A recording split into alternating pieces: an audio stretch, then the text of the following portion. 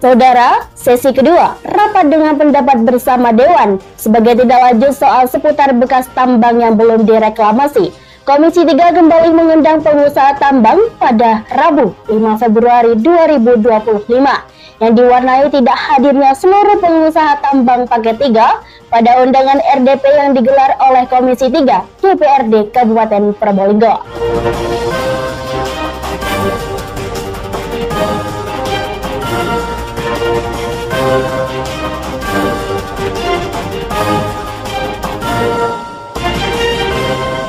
Komisi 3 DPRD Kabupaten Probolinggo mulai menunjukkan taji nyalinya menghadapi drama para pengusaha tambang galian C di Kabupaten Probolinggo yang diduga ilegal dan belum mengantongi kelengkapan surat izin. Selain hal tersebut, Komisi 3 ini juga konsen akan terus membongkar keberadaan pengusaha tambang yang diduga kuat sengaja mengemplang pajak hasil dari tambang galian tanah uruk untuk proyek pembangunan jalan tol Probowangi tahap 1.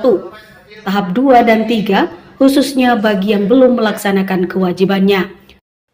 Melalui RDP pada sesi kedua 5 Februari 2025 kemarin, Komisi 3 tersebut mengundang seluruh pengusaha tambang, baik lokal maupun luar Kabupaten Probolinggo, serta dinas terkait, dan kembali mempertanyakan soal legalitas, permintaan data para pengusaha tambang, dan tanggung jawabnya memperbaiki jalan yang rusak, serta seputar galian tanah uruk pasca tambang yang belum direklamasi, seperti halnya bekas tambang di Sungai Pancar Gelagas Pakuniran dan tambang di wilayah Kecamatan Wonomerto dan juga wilayah lain di Kabupaten Probolinggo.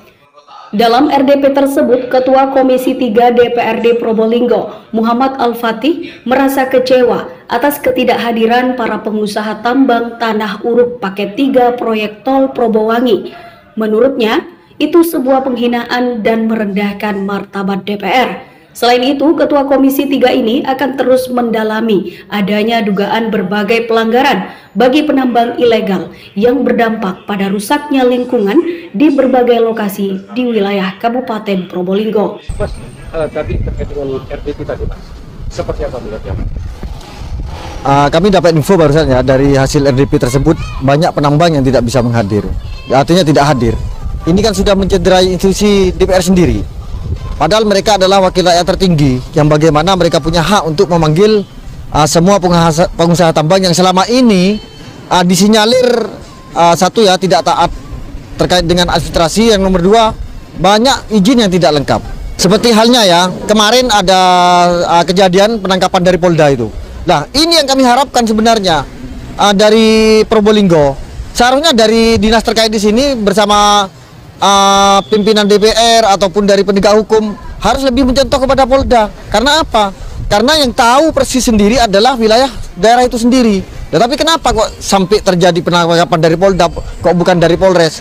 Ya saya mengira atau menduga kepatuhan masyarakat Probolinggo itu tidak ditaati sehingga mereka berani untuk melakukan sesuatu kejahatan.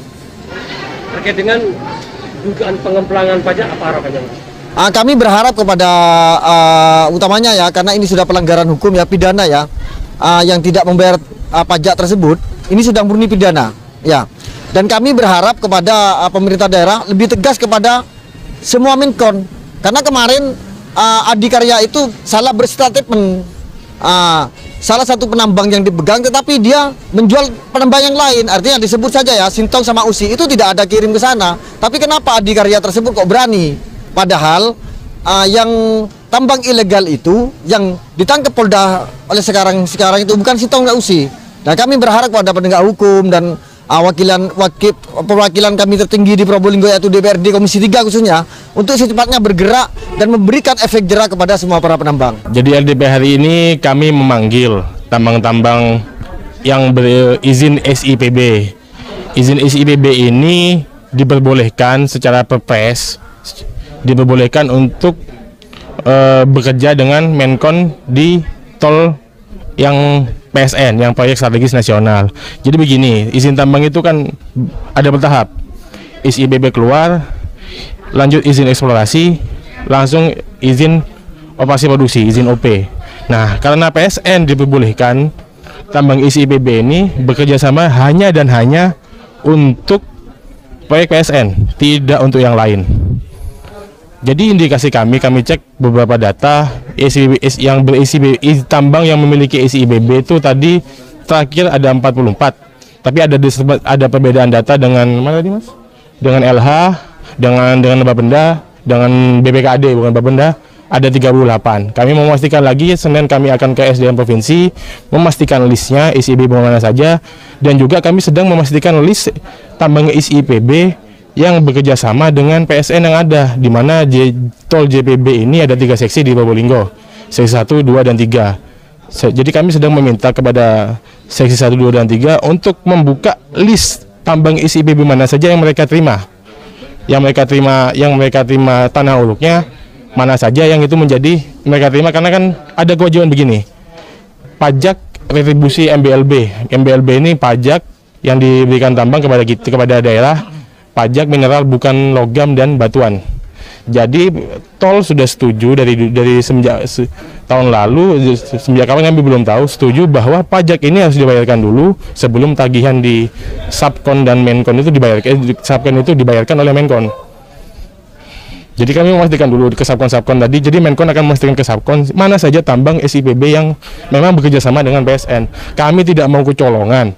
Ada tambang-tambang SIPB yang menjual ke daerah ke luar PSN, padahal itu tidak berhak. Atau ada tambang-tambang SIPB yang hanya menjadi kedok.